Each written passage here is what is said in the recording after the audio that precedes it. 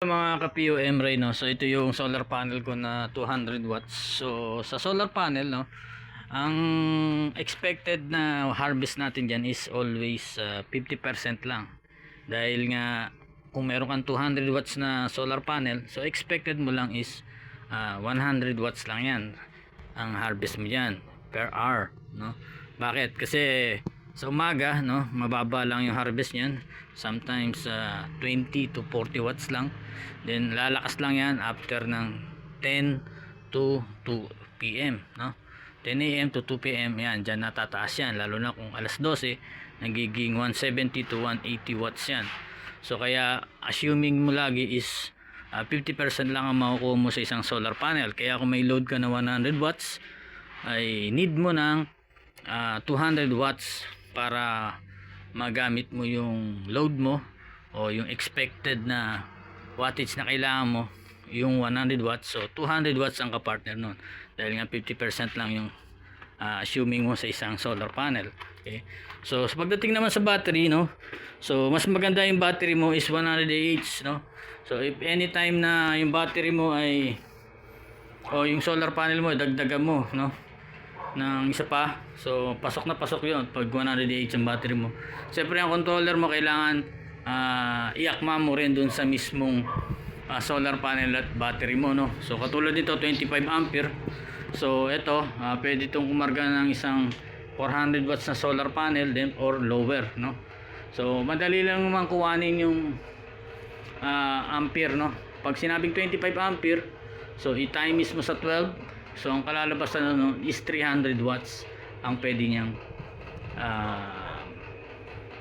may charge sa battery mo, no. So 300 watts. Okay, so yung solar panel nga natin ay 200 ko. So kung dadalawain mo sa 50% nun, yung 400 watts ay 200 watts lang. Okay, pero depende nga yan sa araw. Kung malakas ang araw, malakas ang harvest. Okay, so yun lang naman, no, yung mismong solar panel natin. So aasahan natin lagi dyan is 50% lang. Then yung battery natin na 100 pag lead acid is may depth of discharge siya na 50%. So 180 o 1200 watts to ang pwede mo magamit dito, pero 50% lang ang DOD o yung depth of discharge. So 600 watts lang magagamit mo. So 100 na lead acid. Pero kapag LiPo4, so 80 to 90% ang pwede mong gamitin dito. So kung 100 so meron ka ditong let's say na 1000 watts na pwede magamit, no? So ganun lang naman yun. Meron tayong mga ibang tutorial dyan, no? At para maintindihan nyo pa maigi yung mga computation about dyan, so search nyo lang. So open naman yung information ngayon dito sa cellphone natin, no? Lalo na sa mga YouTube, no? So galing din ako sa pagka DIYers natin, kaya alam kong kayang-kaya nyo rin yan. So basta basa-basa lang kayo, then nood intindihin nyo lang yung DC to AC.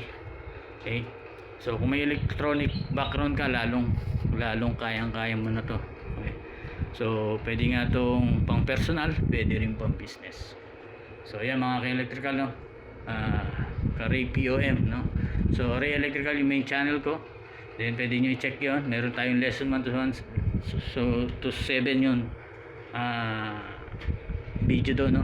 So dito review tayo, no. Yan. So ito yung solar panel na ginagamit ko. Battery LiPo4 100 yan, PH solar. So meron tayo dyan sa Shopee, pati kay TikTok, no, Ray Electrical. So yun lang mga ka-POM Ray, salamat sa panonood.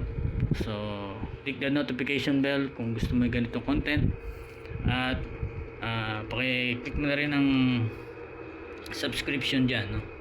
So salamat ulit, thank you.